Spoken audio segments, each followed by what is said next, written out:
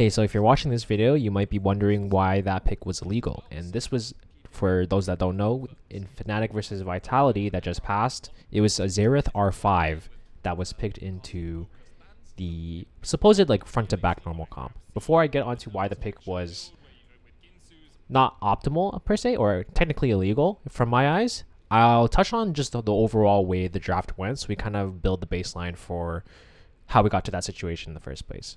Teams are choosing to take the draft in different directions, and I won't question the reason for why they prioritize certain picks, because they might have insider information on like scrim data and just play styles of players to understand that certain picks will go up in value versus other picks. So let's say certain teams are weak against certain styles of compositions. That could be very possible, and that's why we won't take into account that information too much. So we'll just take face value to each pick and kind of understand high level what the champions are meant to do and why the pick makes sense in like a vacuum versus maybe some situations where it doesn't make that much sense, or maybe potentially justifying them. So we got the Varus opener. The bans are relatively standard, just a very different mix of them, I would say, or depending on what people are threatening. In this case, Fnatic actually opened with Varus, which is the last remaining AD carry of the litter, I would say. There's a few other picks that I think aren't being explored enough, and while Vitality respond in kind with another priority pick being the Lucian, I think there's opportunities to actually min-max the potential matchups here, because there are champions. It's just the concept of rigidity within a lot of drafts. A lot of coaches and coaching, it's because it's stage. A lot of coaches and staff, they have the logic and the flow of what they expect coming from their draft, and they're not willing to think on the fly, per se, of thinking about high level what champions' strengths and weaknesses are and what you can pick in those situations, despite them not being completely flavor of the month in this case, right? So in the case of Fnatic, they picked Varus and then responded Renata to the Lucian, which is fine. But firstly, I would have preferred the Milio over the Nami, but it's a bit of a wash. But what I mean by this is that perhaps there would be an opportunity for Vitality to show a different lane here, because there's a lot of chances to counterpick on bot side right now, even because you kind of see the Varus already. So there might have been like an option to just open Milio instead, and then when they show Renata, then you can go Jinx on 3, and then you actually have Jinx Milio, which is an incredible matchup into Varus Renata. Or you can even match a Felios here, and then you have a Felios options with any sort of bot lane you want, right? It'd arguably even be more flexible with a Felios and less troll, because blinding Milio is not the greatest thing in the world. So if you go Ave here, or you go even Jinx here, and then you mash them, it's like pretty strong, I would say, when you tap into the Enchanter pool, even though they're not, there's a bunch of champions that aren't as flavor. That's just one example. Now we can touch on as the draft develops. You see Azir on B3. I would say it's a pretty standard opener. Nothing special. A very safe comp. You can kind of already see it building out here with the 3 champions that Fnatic have picked. It's a very safe comp. You're just going to front to back, or you can play poke with Varus if he decides to go lethality based on the options given to him. And they would probably just go a defensive jungler with that front lines and a weak side top. So very, very normal, I would say. You can question the idea that Fnatic might have bad lanes all around, but overall, it's not the worst thing in the world. They put a lot of priority on Varus. Hopefully that's going to be more than enough to deal with Lucian Nami. At least this is what this draft is going for, right? But the key pivot point here for Vitality is that, for Fnatic, is that they have these 3 picks. And then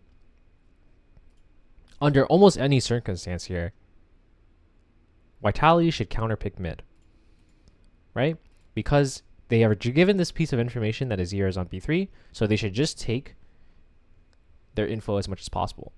Or they should just take their info and try to counter, right? That's what you would think. But they actually save mid for R5, and they blind top in R4, which is unique, because you almost always want to use counterpick for top. So there's a unique situation here in which Vitality identified that there's still a few blindable top laners remaining. Like I would say most of the field's open, to be honest. You got Cassante, you got Renekton, Jax in this case, even the Aatrox. Like there's Gwen, like there's decent options. Like there's plenty of options here, so they actually opt to go for it. This is because they identify that, hey, we've got more flexibility on our mid lane actually rather than our top lane. So we should play for that instead. In this case, I believe they locked the Poppy here for Fnatic. So the only way, this is a very bog standard FTB comp, the only way that Fnatic would lose this is if they get sieged. Because when you have a comp like this that is absolutely impenetrable to get engaged on, you have fucking Poppy who can deny it, you have Renata that min maxes it, you want them to engage on you. That you are more than happy to, right? So if anything, I would have been ready to see this Xerath on 5, that's going to come. And this could have been an opportunity to match it somehow or create some sort of pressure. And this could have been alleviated by also shifting some roles around, potentially.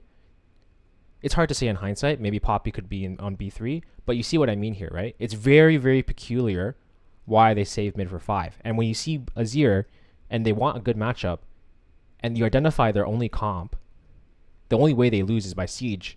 To me, them locking Jax on B4 automatically tells me that this is 5. This is Xerath on 5. I don't even need to know because there's not many viable options that would work into Azir if you want this comp to win. So that's why I thought this Xerath pick was kind of illegal, personally. I'm not sure what the solution is in terms of what Fnatic would have wanted to go for, because their only ways of being able to address it would have been in jungle top, right? So if that was the case, perhaps they could have went for aggressive options in jungle. But these are kind of banned out, to be honest. But they could have said fuck it and just like they know they have to hedge against Xerath, so they could have picked something else like Lee Sin and just dialed down their front to back a little bit because they already feel like they can win. And then or another option is to even go something like the Jace here and just kind of sack your resources a little bit on bot side, because Lucianami versus Varus Renata is kind of even already. And my understanding is that they can minimize this matchup and kind of just function with less resources and allow the Lucianami to step over themselves. And then when you have a champion like Lee Sin anyway, you have the flexibility to kind of help out both sides. And then when you have something like Jace, you can still match that. It might not be the best matchup, but you might match the potential poke from the Xerath, or you can even go aggressive options. It is Jax, the champion's OP, but you could go stuff like Malphite even, hedge against this, because then you just have there's not many options anymore for Vitality to pick. They would just pick a random control mage and just kind of hope for the best, because you wouldn't be able to pick Xerath anymore. You would just kind of like suffer, to be honest with you. And then when you go these routes, right, you can have Lee Sin, very aggressive options, and then Jace, and then Varus could even go lethality now that they see 4 here and they're missing a mid laner only. So they could have went I would say this is a missed opportunity from Fnatic. Still a good draft all around, but it's very, very safe. And I think they could have taken more when Vitality kind of gave them like a free idea of what they were going for based on the cues they were given. And that's why I think this is an illegal pick.